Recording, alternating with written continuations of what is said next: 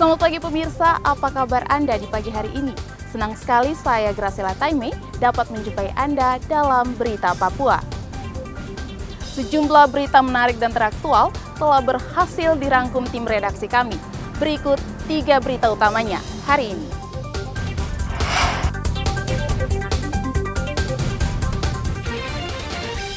Helikopter milik Pemda Mimika jatuh di distrik Jila.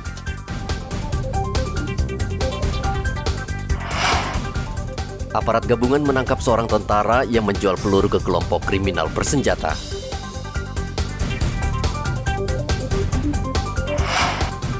Seorang warga temukan mortir peninggalan Perang Dunia Kedua di Merauke.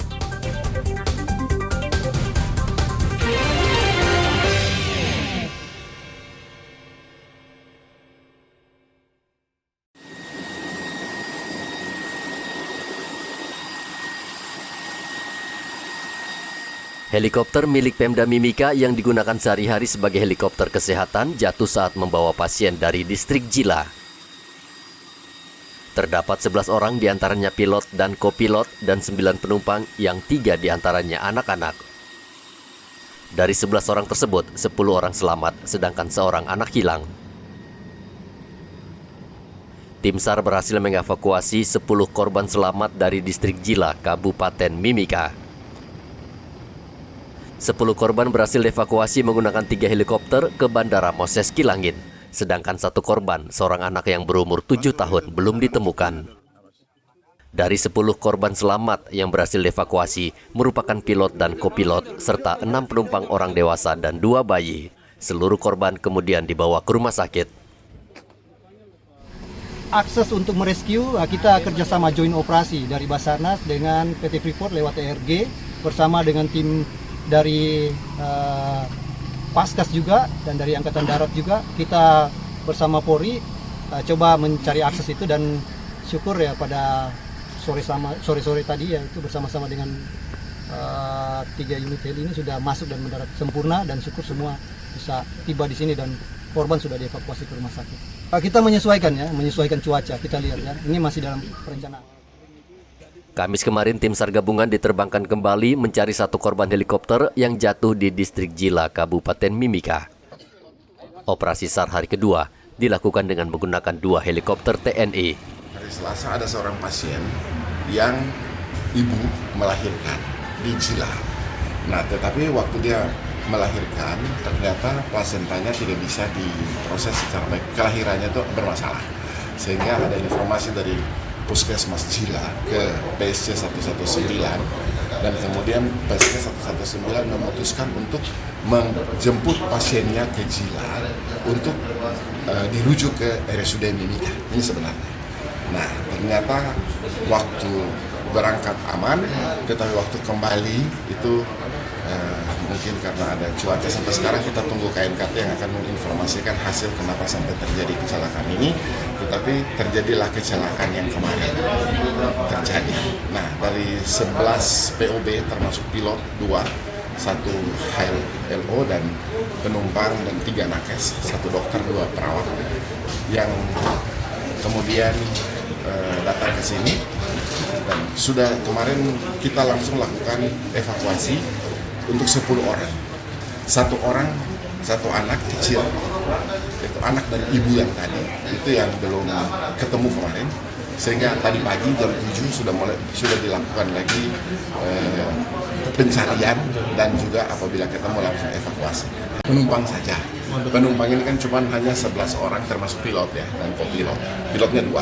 Nah, jadi kalau overload tidak. Tetapi kemarin memang kebetulan cuaca kemarin kan cukup buruk ya. Apalagi kejadiannya itu hanya 24 nautical mile dari Bandara Moses Kilangin, di daratnya kurang lebih 42 km dari sini. Jadi sangat dekat. Dan memang kemarin pada saat jam-jam itu kan hujan deras di Mimika.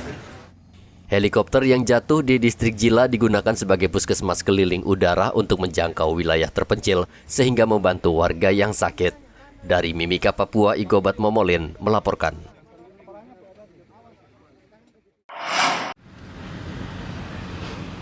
Aparat gabungan TNI Polri mengungkap kasus jual beli amunisi ke kelompok kriminal bersenjata di Kabupaten Intan Jaya Rabu lalu.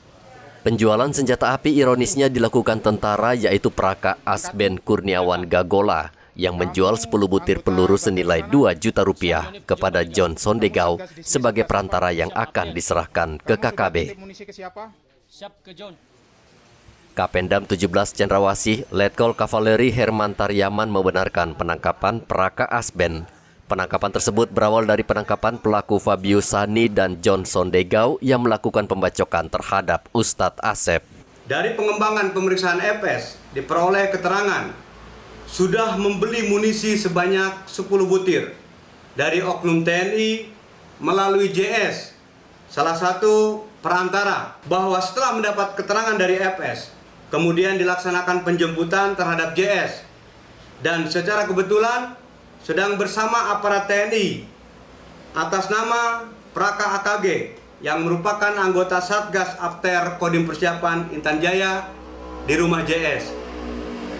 Bahwa saat dimintai keterangan, JS mengakui telah menerima titipan munisi kaliber 5,56 mm sebanyak 10 butir dari aparat TNI atas nama Praka AKG yang selanjutnya dijual kepada FS sebanyak 2 kali berjumlah 10 butir. Bahwa Praka AKG mengakui telah menjual munisi sebanyak 10 butir dengan cara menitip kepada JS untuk dijualkan kepada FS. Bahwa Praka AKG saat ini sudah dibawa ke Subdenpom Nabire untuk menjalani proses hukum selanjutnya. Kapendam menambahkan dari hasil pemeriksaan Praka Asben tersebut sudah 2 kali menjual peluru, yang pertama 5 butir dan kedua 5 butir, jadi total amunisi yang dijual 10 butir. Atas perbuatannya pihaknya memastikan Praka Asben akan dihukum berat. Hendra melaporkan dari Kota Jayapura, Papua. Kamu sudah titip munisi ke siapa? Siap ke John. Seorang bayi laki-laki tanpa busana ditemukan dalam keadaan tidak bernyawa di perairan Sowi, Manokwari. Mayat bayi tersebut ditemukan tidak jauh dari Pelabuhan Cokran.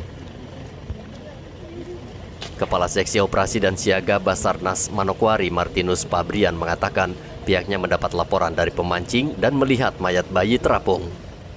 Tim SAR mengevakuasi mayat bayi tersebut ke Rumah Sakit Daerah Manokwari untuk diautopsi.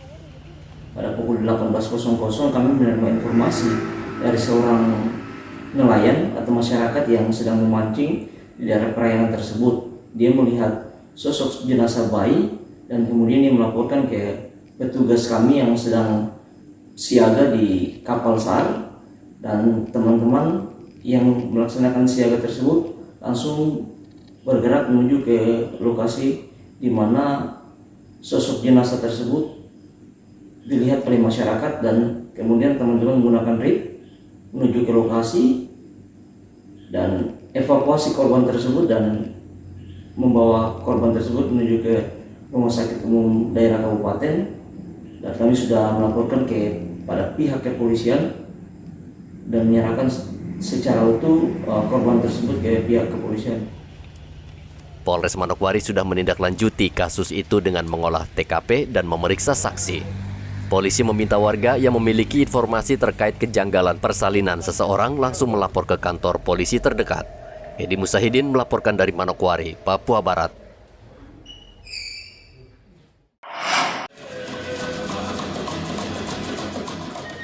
Penjabat Gubernur Papua Barat, Paulus Waterpauw, membuka pertemuan istri kepala negara peserta G20 yang digelar di Manokwari Kamis kemarin. Pertemuan luring dan daring itu membahas kekerasan anak dan perempuan serta kaum difabel. Penjabat Gubernur Papua Barat, Paulus Waterpauw, mengatakan pertemuan istri kepala negara itu akan membawa dampak positif dalam pembangunan berkelanjutan, terutama penanganan kekerasan perempuan di pedesaan. Jadi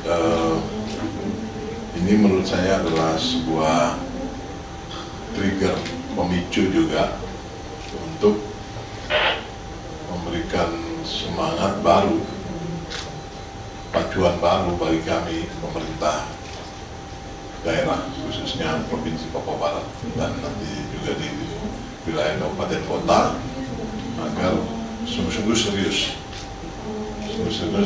memperhatikan kondisi, keberadaan daripada kelompok kaum perempuan dan anak-anak, khususnya disabilitas.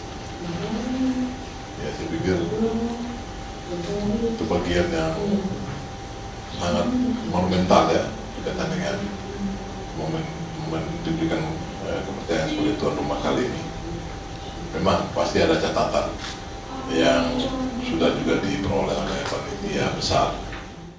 Sementara itu, Ketua Umum Kongres Wanita Indonesia Giwo Rubianto Wiyogo mengatakan pentingnya pertemuan itu untuk membahas kekerasan anak dan perempuan serta diskriminasi terhadap kaum difabel. Perlu adanya sinergi, ya, kerjasama yang baik, bukan hanya dari pemerintah saja yang melaksanakan, tetapi sinergi dari antar kementerian, kemudian NGO juga mensupport dan ikut juga mengimplementasikan. Nah, di mana tadi pada waktu acara kami sudah berbincang-bincang dengan Bapak Gubernur bahwa Pak, bagaimana rencana tindak lanjutnya. Yang penting ini adalah rencana tindak lanjutnya bukan pada momentum side event sesaat yang bisa menguap begitu saja, tetapi kita mengharapkan mempunyai landasan yang kuat untuk dapat benar-benar dikerjakan dengan menghasilkan suatu karya yang benar-benar nyata. Papua Barat menjadi salah satu tuan rumah perhelatan pertemuan istri kepala negara. Pembahasan itu akan dibawa dalam G20 di Bali Oktober nanti. Edi Musahidin melaporkan dari Manokwari, Papua Barat.